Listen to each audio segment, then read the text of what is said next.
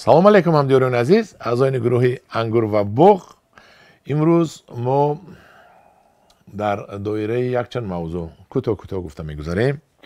алалхусус дар бораи парвариши ангурҳо, дар бораи парвариши меваҳои ситрусӣ ва киви. меваҳои ангурҳое ки дар Тоҷикистон мо аз кӯҳна омадааст, аз қабили ҷавз, тӯйфӣ, ҳусайнӣ. ин меваҳои беҳтарин аст, меваҳои аз лиҳози ширинӣ ва мазза хуштаъм ҳастанд.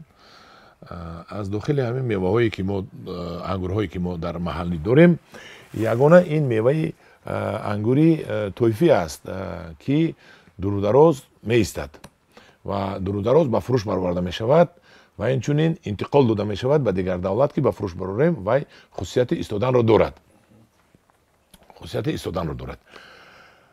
лекин мисол мегирем ҳусайнӣ ва ҷавси мо ки ниҳоят хуштаъму болаззат ҳастанд, ҳамин саҳар чинет то бегония сиёҳ мешавад.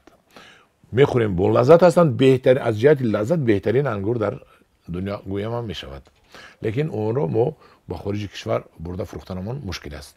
бо ҳамин мақсад ки деҳқони мо соҳиби як намуд ангурҳое шавад ки на танҳо дар Тоҷикистон инчунин интиқол диҳад ба хориҷи кишвар ва дар он ҷо фурӯхта соҳиби пул шавад, мо тасмим гирифтем аз хориҷи кишвар ангурҳои ҳамин хел навъҳои беҳтаринашро биёрем ки ҳам бомазза бошад, ҳам ба хориҷи кишвар раваду то ҳафта то 10 рӯзро ягон осеб нарасида хушрӯй истода ба фурӯш бирояд.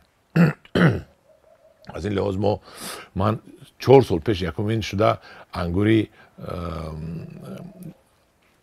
ашки моҳ ки ба номи асосияш ашки моҳ мебошад ва дар хориҷи кишвар дар амрико онро мондропс мегӯянд, овардам ки дар украина ӯро аватар монданд, дар Тоҷикистон ҳам номаш аватар шишт. дар ҷаҳон ангури бедона дар харид бисёр рафта истодааст, дар бозор бисёр биромадааст ва одамҳо ангури бедона, яъне кишмишро бисёр мехӯранд, истеъмол мекунанд. барои ҳамин мо ҳам тасмим гирифтем ки аз хориҷи кишвар асосан кишмиш биёрем, яъне ки бедона ангур биёрем.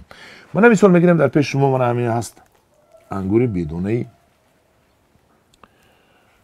сафед. номашро дар Украина ламбаржини монданд, дар инҷо ҳам ламбаржини номаш шишт. ин манам қатарин чилик борин сафед мешад, ангушт борин дароз мешаду сафеди бедона. беҳтарин ангур, ширин, хушмазза. аватар дорем мана инҷа истодагӣ. ва мана ин сатилҳое ки мебинед, мо ба он шахсҳое тайёр кардем ки ҳамин баҳор фурсати дар баҳор дар хона шинондани ангурро пайдо накард.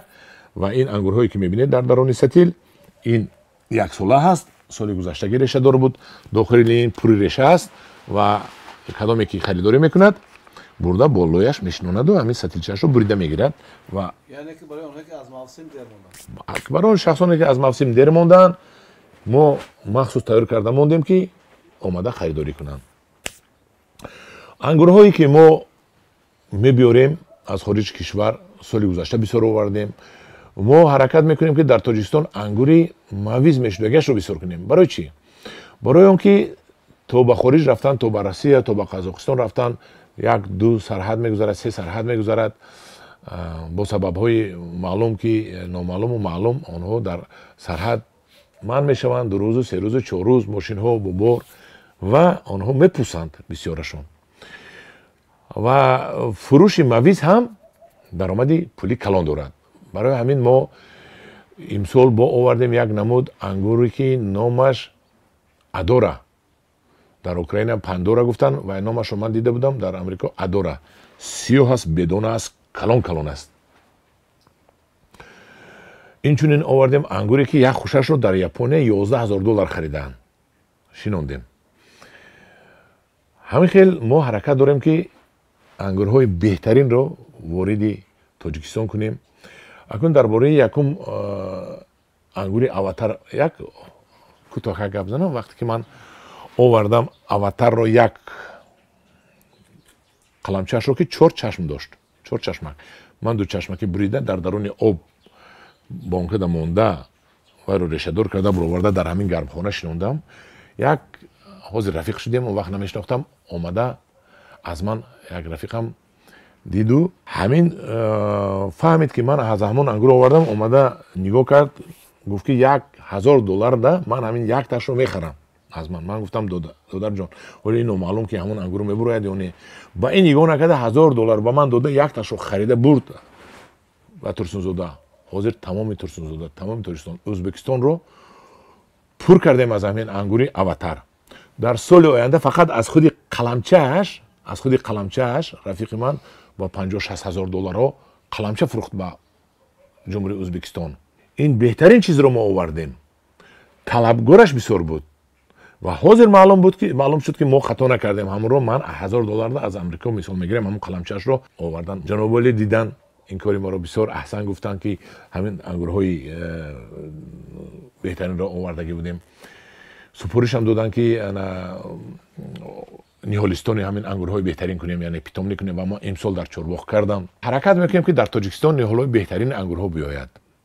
من همین گرمخانه من است، انا اونجا انگورهای بهترین الکی بینید که برگش 1 متر شده است. یعنی امروز 8 اپریل یا 7 اپریل است، الکی برگش 1 متر شده است. انگور اواتار رو از سبب اونکه پول میشد گفته هرچی تیزتر نپخته میبرن مزه نمیکند. وای رو مونید در بولاش پزد سیو شود خورید اگر راحت میکنید. اصل برین دهنتون با قرص میکند. لیکن اکن از سبب پول شود گفته بازار شنو همین رنگ گرفته میگیرن میبرن، شهریان نفهمیده میخرن و میگن این انگورم نبوده است. نه، هر یک میوه برای خوردن باب شدنش باید تا آخر رو پزد. قندی در کارش رو از زمین گیرد، چیزی که در کار از زمین گیرد و وای باور کنید میوه های تاجیکستان با مزه میشوند. لیکن از سببی که همین بازار ده پول شود گفته و نیم خام میبیارن،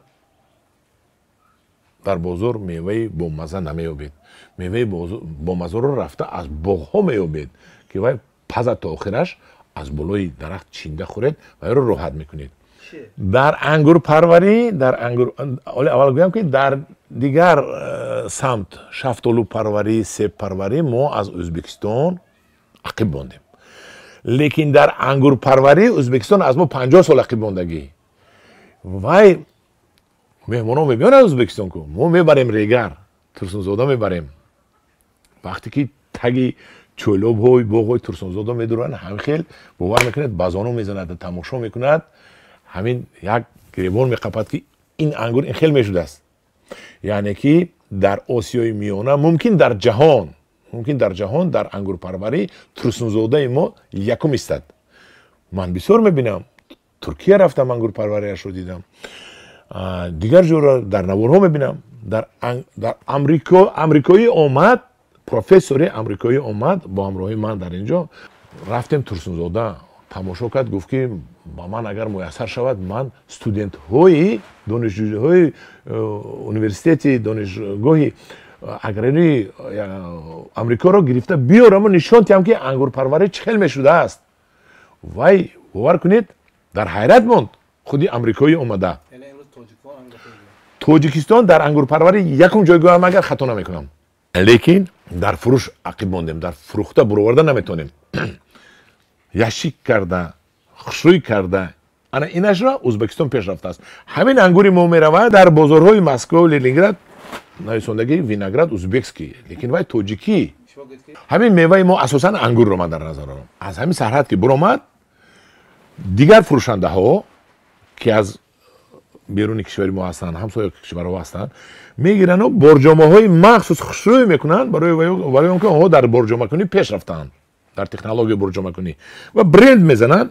وینگراد ازبکسکی وینگراد دیگه انگور و در اصل توفی مو است، در اصل یگان انگور بهترین مو است و میفروشن میرود ازبکسکی و در روسیه و دیگر جا انگور ازبکستان رو بهترین میشمارن، حال اینکه بهترین انگور مو است.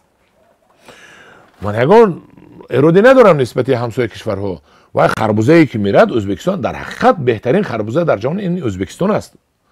من ترپیده میگن میرود، لیکن انگور از آن ما است. انگور بهترین این مال ما است.